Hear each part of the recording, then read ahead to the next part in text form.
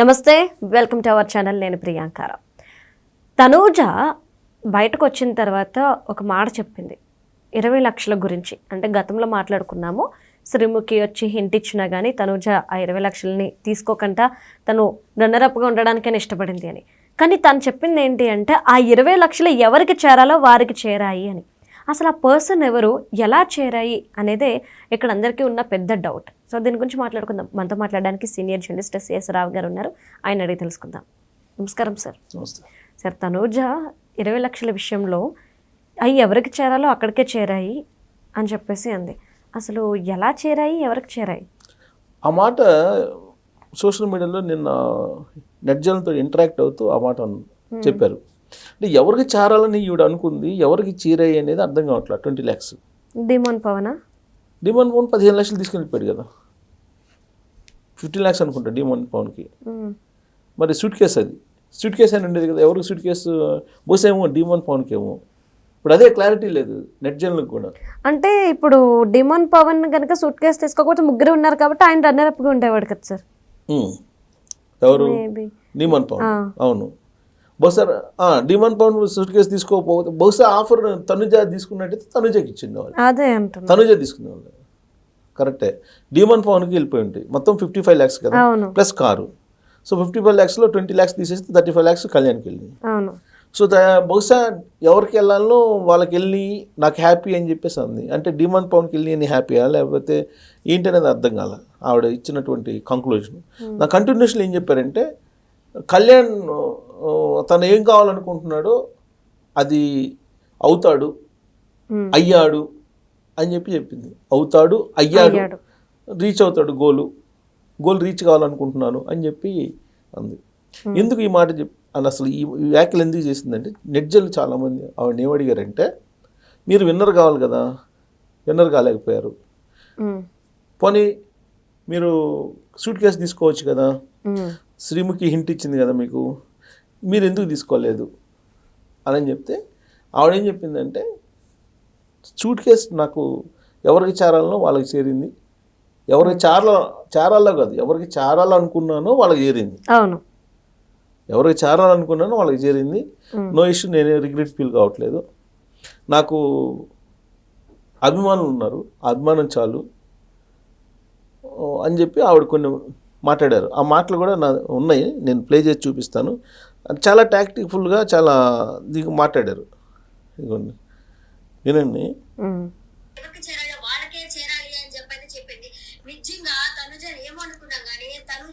అంటే ఆమె అభిమానం చెబుతుంది.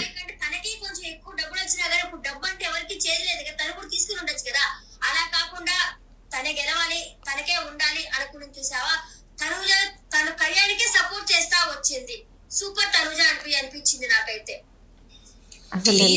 కంటిన్యూ. తనుజ మాట్లాడుతుంది ఇప్పుడు. ఆపేయండి.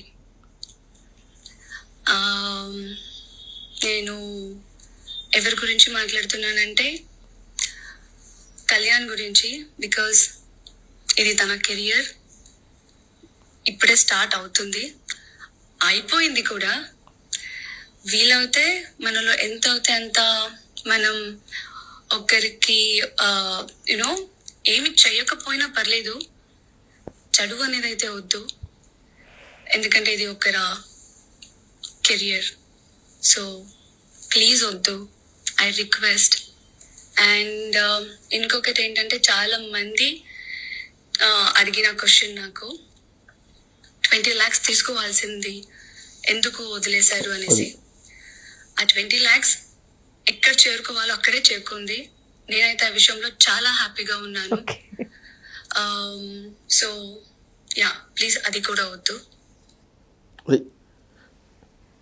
సో ఇప్పుడు ఎందుకు ఇలా చెప్పాల్సి వచ్చిందంటే నెట్జన్లు తన్ని సోషల్ మీడియాలో ఇంటరాక్ట్ అయినప్పుడు ఏమడిగారంటే కళ్యాణ్ని మీరే గెలిపించారు, మీరు సపోర్ట్ లేకపోతే మీరే విన్నర్ అయ్యేవాళ్ళు, మీరు విన్నర్ కావాల్సింది కాకుండా మీరే చేసుకున్నారు, మీరు కళ్యాణ్కి సపోర్ట్ చేశారు, కళ్యాణ్కి ఒరిజినల్గా విన్నర్ అయ్యేటువంటి సీన్ లేదు అనేటువంటి కామెంట్లు చాలామంది చేసి ఆవిడతో ఇంటరాక్ట్ అయ్యారు.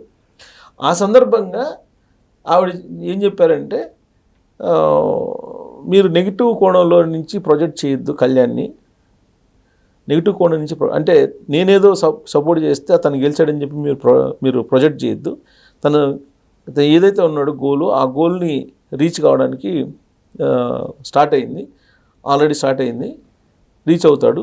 కాబట్టి మీరు నెగిటివ్ ట్రోల్స్ చేయొద్దు అని ఎందుకు చెప్పిందంటే, ఈవిడ యాక్చువల్గా ఇతను సపోర్ట్ లేకుండా, తనుజ సపోర్ట్ లేకుండా కళ్యాణ్ అసలు విన్ అయినోడు కాదనేది అభిమానుల యొక్క అభిప్రాయం. ఎందుకు, తనుజ టాప్లో ఉంది పబ్లిక్ ఒపీనియన్లో ఫస్ట్ నుంచి టాప్లో ఉంది. కళ్యాణ్ ఎక్కడో 10%, 15% ఉన్నప్పుడు తనుజ 40% అలా ఉంది ఓట్లో, పబ్లిక్ ఓట్లో. అలాంటిది ఎప్పుడైతే తనుజ కళ్యాణ్ని సాఫ్ట్ కార్నర్లో చూడటం ప్రారంభించి బాండింగ్ దిశగా తీసుకెళ్ళిందో, తను ఓట్ బ్యాంకు 40% కాస్త మీకు 28కి పడిపోయి ఆ ఓట్ బ్యాంకు కళ్యాణ్కి షిఫ్ట్ అయిపోయింది. అది కంటిన్యూ అయిపోయింది లాస్ట్ దాకా. మీరు చూస్తే కనుక లాస్ట్ 2-3 వీక్స్ ఎపిసోడ్ కనుక చూస్తే కళ్యాణ్ తనుజ చుట్టూనే తిరుగుతుంటాడు.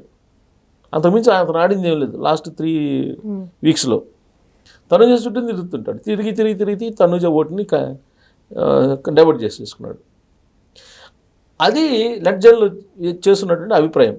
అందుకే తన మీద డ్యామేజ్ పడకుండా తను ఆ వర్షన్ వినిపించి తను ఏం చెప్తుందండి, ఎవరికైనా మీరు మేలు చేయకపోయినా పర్వాలే, కీడు మాత్రం చేయొద్దు అని చెప్పి ఒక చిన్న సూక్తి చెప్పారు ఆవిడ.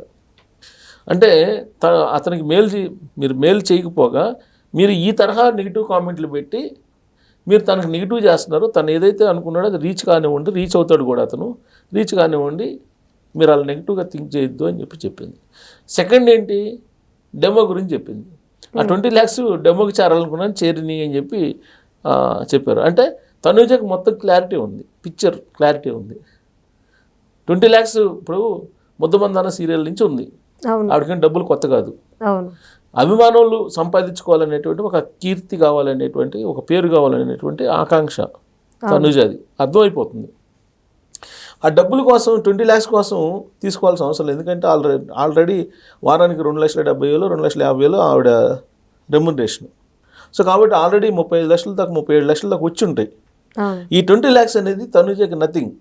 కానీ డెమోకి ఇంపార్టెంట్ ఆ 20 lakhs, కళ్యాణ్కి అంతకన్నా ఇంపార్టెంట్.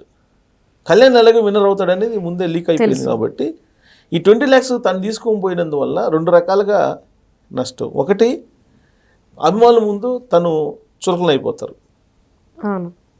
ఇవాళ 20 lakhs కన్నా కూడా కొన్ని కోట్ల విలువైనటువంటి అభిమానాన్ని ఆవిడ సంపాదించుకున్నారు.